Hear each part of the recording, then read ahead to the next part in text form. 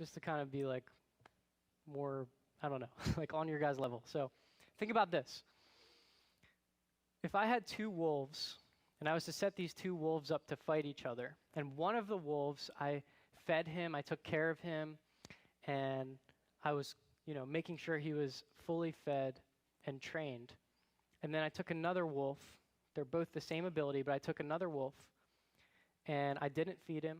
He was basically starving to death, and I didn't take care of him. And then I put these two wolves together to fight in 3 weeks. Which wolf is going to win that fight? Can you say it louder? I can't hear. The one you fed. So the wolf that you feed is the stronger one. Even if they're the same ability, whatever you feed is stronger. And that's the same thing for how to walk in the Spirit. You see, you have the flesh versus the Spirit.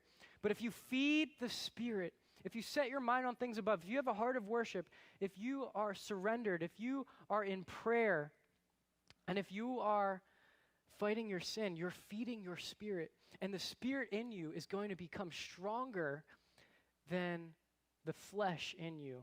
But if you're feeding your flesh, if you're constantly focused on the natural, if you're constantly being selfish and doing what you want and not giving attention to God and walking in the fruit of the flesh that we talked about, your flesh is going to be strong.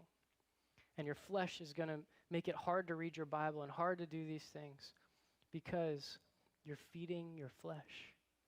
So my question is this: which one are you feeding? And I have to ask myself this question because feeding your flesh is easy. Right? Following Jesus is hard.